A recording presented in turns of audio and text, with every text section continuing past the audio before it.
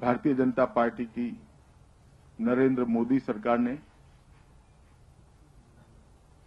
एक महत्वपूर्ण निर्णय 8 तारीख को लिया है।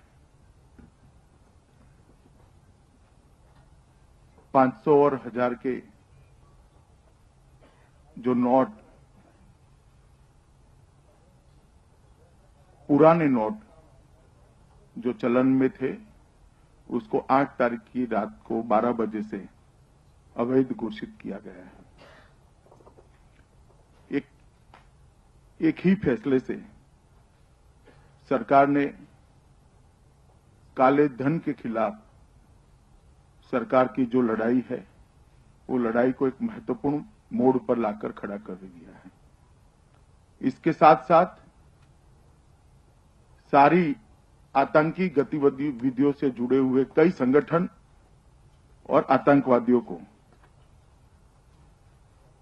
करारा झटका लगा है। नकली नोट के कारोबार में लिप्त देश विरोधी प्रवृत्ति करने वाले व्यक्ति और संस्थाओं को भी बहुत बड़ा करारा झटका लगा है।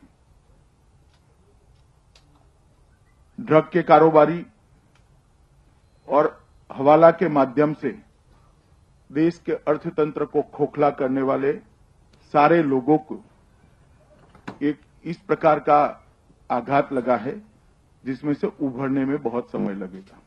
कि काला धन रखने वाले, उसको बढ़ावा देने वाले, आतंकवादियों, नक्सलाइट एक्टिविटी करने वाले, नकली नोटों का कारोबार करने वाले, ड्रग कारोबारी और हवाला ऑपरेटर्स के लिए ये बहुत तकलीफदेह निर्णय है। और सभी देशभक्त लोगों ने, देश की जनता ने और प्रामाणिक करदाताओं ने इस फैसले का स्वागत किया है। मैं आज आप सबके सामने उपस्थित हुआ हूं।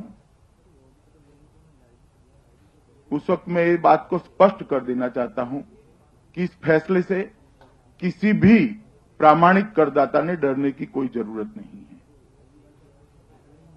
बहुत सोच समझकर और बड़ी एडमिनिस्ट्रेटिव एक्सरसाइज करने के बाद भारत सरकार ने यह फैसला लिया है। छोटे व्यापारी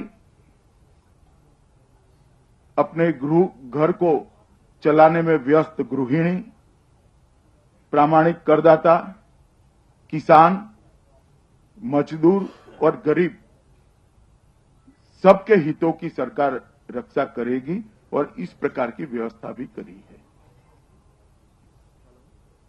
2.5 लाख से कम जिनके पास भी 500 और 1000 के नोट है, उनको अपने बैंक अकाउंट में डालने में कोई आपत्ति नहीं है।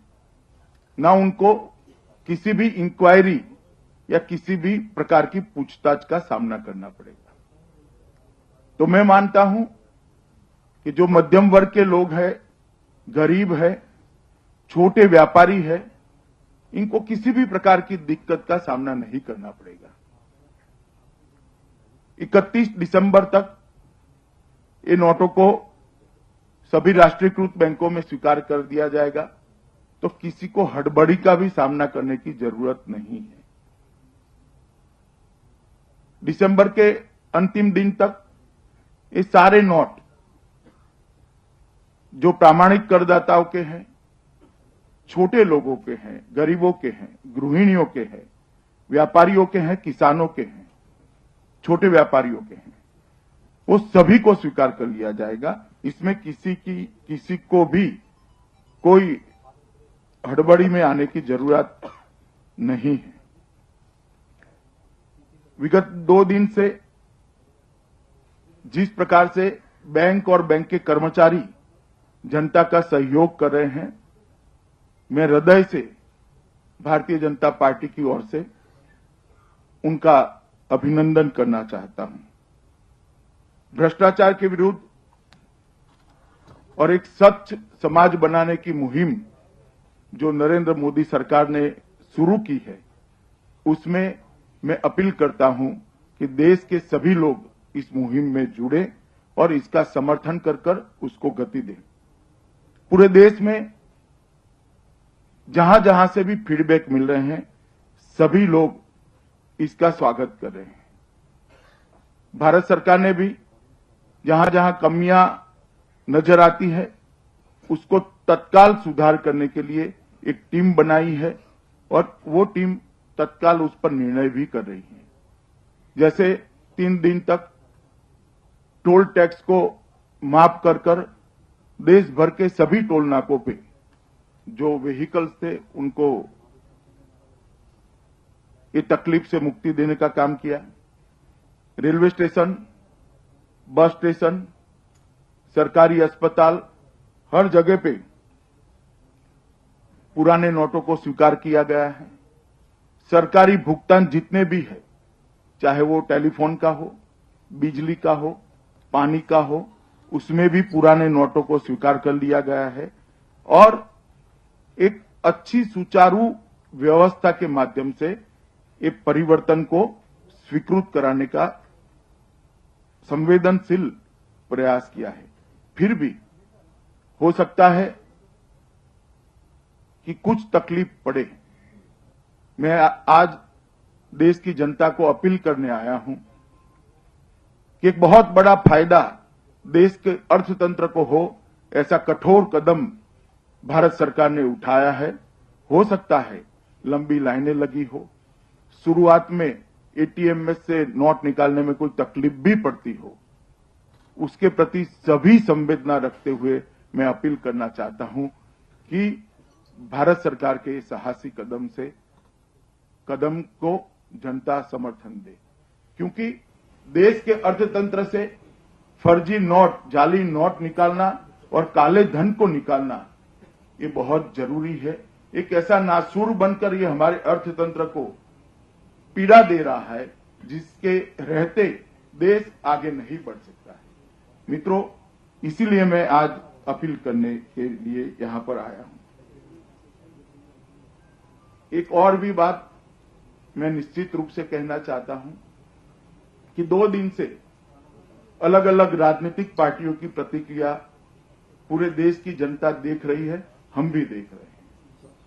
इस फैसले से काला धन रखने वाले, टेररिस्ट, नकली नोट रखने वाले, उसका कारोबार करने वाले, नक्सलाइट, ड्रग कारोबारी और हवाला ऑपरेटर्स को दुख हो सकता है, वो तो मैं समझता हूं, मगर जिस प्रकार से राजनीतिक दलों में हाय तौबा मची है, इसका मुझे आश्चर्य है। कल तक 7 तारीख तक जो सवाल पूछते थे हमें कि नरेंद्र मोदी सरकार ने काले धन के लिए क्या किया, वो आज काले धन पर जो कड़ा प्रहार हुआ है उससे बौखलाए हुए। मैं पूछना चाहता हूं बसपा की अध्यक्षा को, मुलायम सिंह जी को, राहुल गांधी जी को, केजरीवाल जी को कि आपको क्यों पीड़ा हो रही है, किस बात की पीड़ा है आपसे? राजनीति स्वच्छ होगी, चुनाव में से कालाधन बाहर हो जाएगा और देश की अर्थतंत्र में से कालाधन बाहर हो जाएगा। इससे राजनीतिक दलों को क्या पीड़ा हो सकती है, मेरी समझ में नहीं आ रहा है। और जिस प्रकार का माहौल राजनीतिक दल बनाना चाहते हैं, मैं उनसे ये सवाल पूछना चाहता हूं कि आप काले धन के समर्थन में है या काले धन के खिलाफ है? आप हवाला ऑपरेटर के समर्थन में है या हवाला ऑपरेटर के खिलाफ है? आप नकली नोटों से चलने वाले टेररिज्म के खिलाफ है या समर्थन में है? आप काला बाजारियों को बढ़ावा देना चाहते हैं या उनके हौसले पस्त करना चाहते हैं? इन चीजों का जवाब समाजवादी पार्टी, बसपा, आप पार्टी और कांग्रेस पार्टी, चारों पार्टियों ने देना चाहिए। और देश की जनता ने भी ये चारों पार्टियों को सवाल पूछना चाहिए कि इस फैसले से आपको क्या तकलीफ हुई है, उस पर एक प्रेस वार्ता कर जरा बताइए। मैं मानता हूं कि चारों पार्टियों ने अपने आप को एक्सपोज कर लिया है और फेक करेंसी के खिलाफ, काले धन के खिलाफ मोदी सरकार ने जो कड़ा कदम उठाया है, इसकी आलोचना कर उन्होंने जनता को अपना असली चेहरा बताने का, दिखा देने का काम किया है। मित्रों, ये कोई एक अपने आप में लिया गया अकेला फैसला नहीं है। काले धन के खिलाफ की लड़ाई के श्रेणीबद्ध फैसले जो हुए हैं उसका एक कदम है।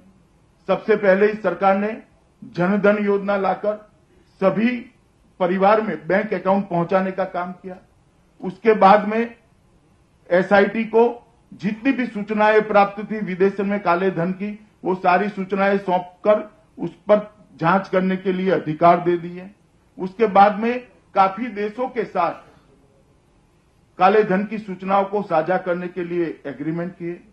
डिस्क्लोजर स्कीम के माध्यम से 45% तक कर प्राप्त करने के बावजूद भी 65,000 करोड़ से ज्यादा डिस्क्लोजर प्राप्त कर लगभग 65,000 करोड़ से ज्यादा रकम काले धन से बाहर करने का काम किया है। और अब इस फैसले से मैं मानता हूं कि बहुत बड़ा हिस्सा फेक करेंसी का और काले धन का हमारे अर्थतंत्र की रोजाना गतिविधियों के बाहर हो जाएगा। अर्थतंत्र को गति मिलेगी, महंगाई भी कम होगी, अर्थतंत्र बहुत तेजी से आगे बढ़ पाएगा।